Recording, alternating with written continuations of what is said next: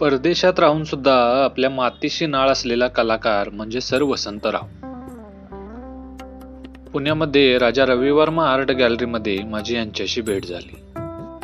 Sir Vasantrao हे अमूर्त कलेचे कलाकार आहेत. त्यांच्या कलेत रेषा, बिंदू आणि आकारांचा वापर करून भारतीय लोककला आणि आदिवासी परंपरांचा समावेश केलेला आहे. त्यांच्या कलेत अध्यात्म, काम आणि आत्म्याचा शोध या विषयांचा समावेश असून ते या विषयांना दृश्यात्मक रूपात व्यक्त करताना दिसत आहेत.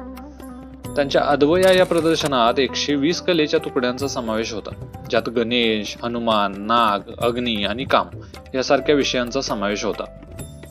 त्यांच्या सिडनीमधील अनेक प्रदर्शनं गाजलेली आहेत. तसेच 2013 मध्ये त्यांना उडुपी उपाध्याय कला फाउंडेशनने उपाध्याय सन्मान हा राज्यस्तरीय पुरस्कार देखील सन्मानित केलेला आहे. वसंतराव यांचा कलात्मक प्रवास केवळ दृश्यात्मक अभिव्यक्तीपर्यंत मर्यादित नाही, तर तो आत्मशोध आणि आध्यात्मिक अनुभवांचा एक भाग आहे. त्यांच्या कलेतून ते जीवनाच्या गूढतेचा आणि आध्यात्मिकतेचा शोध घेताना दिसत आहेत, त्यामुळे प्रेक्षकांना विचार करण्यास प्रवृत्त करतात. वसंतराव यांच्या कलेतून भारतीय परंपरा, अध्यात्म आणि आत्मशोध यांचा सुंदर मिलाप पाहायला मिळतो, ज्यामुळे त्यांची कला अद्वितीय अनुभवायला मिळते.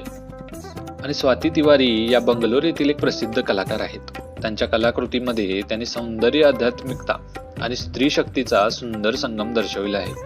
त्यांच्या या कलासंग्रहात विविध फुलांचा वापर करून स्त्री शक्तीचे विविध पैलू व्यक्त केलेले आहेत. त्यांच्या कलाकृती सौम्य, संवेदनशील आणि रंगीबेरंगी असून त्यात आध्यात्मिकता आणि पवित्रता व्यक्त केली जाते.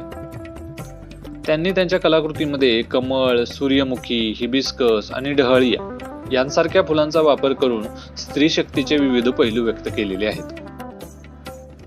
आणि या कार्यक्रमाची शोभा वाढवली ती म्हणजे अभिनेत्री सोनालीताई कुलकर्णी यांनी.